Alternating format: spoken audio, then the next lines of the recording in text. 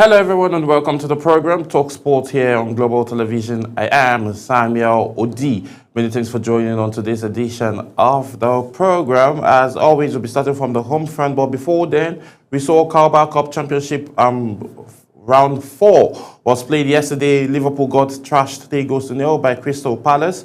Chelsea advanced after playing a 4-3 win with against Wolves, and also Arsenal were victorious, defeating Brighton 2-0, and also Manchester City were also victorious like last night, winning 3-1 in a interesting fashion. And again, in the world of basketball, we saw lots of action. Chicago Bulls defeating Sacramento Kings.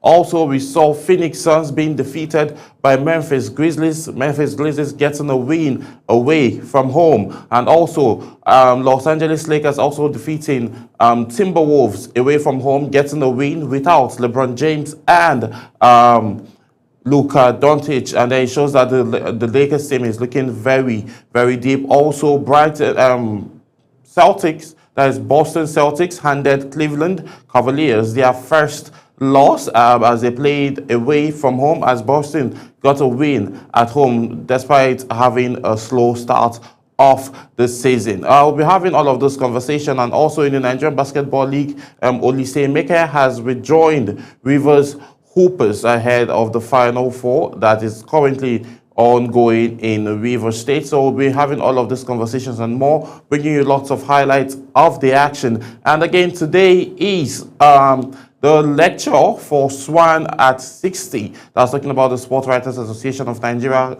has started its 2 days, celebration in marking of the 60th year of the Sports Writers Association of Nigeria as they mark their 60th anniversary. There's a whole lot that will be happening later at the stadium. That's Moshola Abiola Stadium, VIP Arena. So that's where these lectures will be happening. So quickly, starting from the home front, Super Eagles open camp for World Cup playoffs November 9. The Nigerian Football Federation, NFF, has announced the Super Eagles will open camp for the 2026 FIFA World Cup playoffs on Sunday, November 9th in Rabat, Morocco. Head coach Eric Chile is expected to release his squad list for the main mini tournament next week. Nigeria will take on the Gabon Panthers in the first semi-final on Thursday, November 13th. The winners will face either Cameroon or Democratic Republic of Congo in the final. CAF will stage a draw on Thursday, later today, to determine match venue of both games. The El Bard Stadium and the Prince Moulay El Hassan Stadium complex, both in Rabat, has been lined up to host the game. So we will see how it will pan out. The Super Eagles are 2 matches away from going into the World Cup. Do they have what it takes? Will they advance? We are all hoping that the Super Eagles get to advance further into the World Cup. We just hope that they really,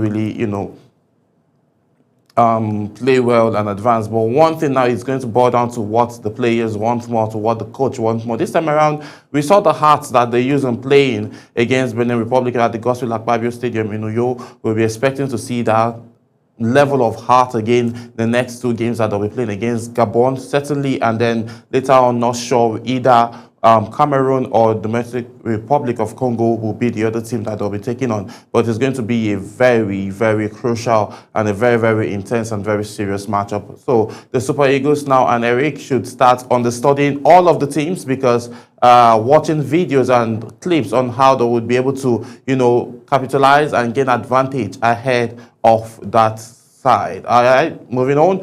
Still talking Nigerian football and Nigerian players. Paul Onacho leads Nigerians in Europe. Scorers in Europe. This is very interesting for the Nigerian striker. Nigerian strikers are having a slow start to life in Europe this season, but not Paul Onacho. The striker who plays for in the Turkish Super League is top of the goals chart among his countrymen in Europe with 7 goals, and he is closely followed by Victor Osimhen with 6 goals for Galatasaray in all competition this season as well. Aside from that, he also is the leading scorer in the Turkish top flight after 10 games. He is being chased by Eldo Shamdor of Istanbul, while Yusuf El Nasser of Fenerbahce and Galatasaray's Victor Osimhen is also someone who is also on the list as well. So we will see how all of that will pan out. We'll be having more of this conversation, and we'll definitely bring you more updates around how he's scoring. But now, do we need him currently to be invited into the Super Eagles squad? I don't think so. I don't think so, because he was invited a couple of times. He had injury concerns, but now we don't need another striker. We have, though he might be invited, but I don't think we need his kind of quality. Currently, we need a very aggressive, striker. Paul, yes, Paul is aggressive. He's good, but currently at the dire situation where the Super Eagles have found herself, I think they need someone more clinical, more deadly when it comes to scoring, and we have that in Victor Osimhen. We also have Akor James now, who has joined the squad, and then we'll see what would happen with the likes of Samuel Chukwueze, Ademola Lookman, Moses Simon, and the rest of the other squad members on how they will be able to perform this period and move the team further. Now, still talking about Nigerian players, Lookman demands more from Atlanta. That's talking about Ademola Lookman. Nigerians Ademola Lookman has urged Atlanta to show more greater consistency and killer instincts after scoring his first Serie A goal of the season in a 1-1 draw against AC Milan on Tuesday night. The reigning African Footballer of the Year was named Man of the Match after producing a fine performance at the Stadio Bragmont Stadium, where his first half equalizer reduced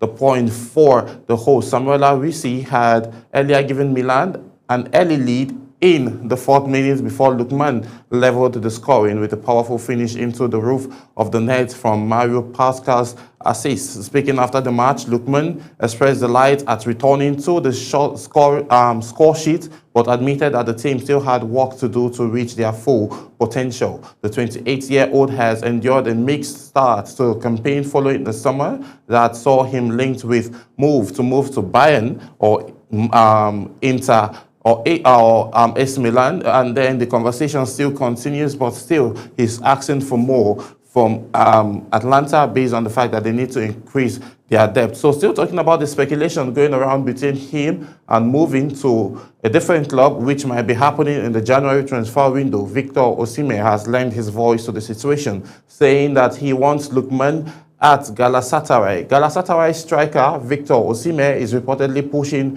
for his club to sign Nigerian teammate Ademola Lookman from Atlanta. According to reports, the Turkish Giants still have their sights set on Lookman, Atlanta's dynamic forward, as they look to bolster their attacking options, especially with Brian Yamal potential on his way out in January. The Italian press has also reported that Osimhen is playing a key role in this possible transfer. He reportedly called his friend Lookman and told him, "Come to Galatasaray and be happy here." Lookman has struggled for playing time this season at Atlanta following a fallout with the club's hierarchy over a failed transfer to Inter Milan, and is said to be ready to join the Turkish Giants if two clubs can reach an agreement. So we will see how all of this will pan out.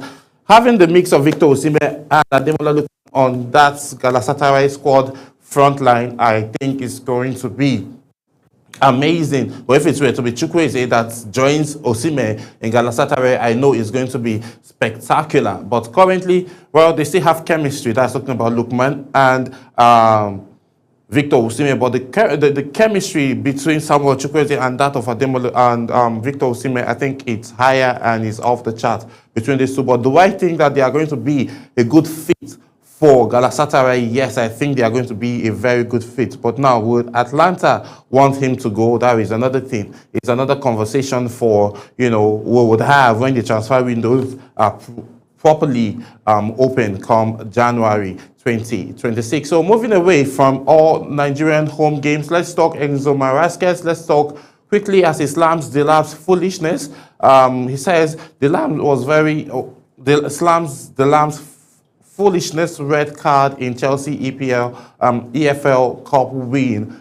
Chelsea manager Enzo Maresca labelled Liam Delap's red card as very stupid after the striker's late dismissal overshadowed the Blues' dramatic 4-3 Carabao Cup victory over Wolves. Delap, making his return from a 10-week hamstring layoff, was sent off just 26 minutes after coming on as a second-half substitute. The 22-year-old picked up yellow cards in a quick succession, first for pushing Yaso Masquerel, then for bragging into Emmanuel Adego, and he will also miss Saturday's London derby against Tottenham, with João Pedro already having a fitness doubt. When asked whether the lab deserved to be sent off, Maresca said, "Absolutely yes, stupid foul, we can avoid that." The dismissal came as part of a wider Chelsea collapse. They built a 3-0 lead at interval, but after the break, Wolves scored 3 times, with Jeremy Jetton's sensational late strike through to scrap the Blues into the quarterfinals to face Cardiff City. Now, all of this now is just so it's just so embarrassing to actually watch and then to even talk about. But now, let's just leave this conversation for now, and we'll come back to it a little bit later. But before then, let me bring you the highlights of the game between Chelsea and Wolves, and also follow that up with the highlights between Arsenal and Brighton. Here is the highlights.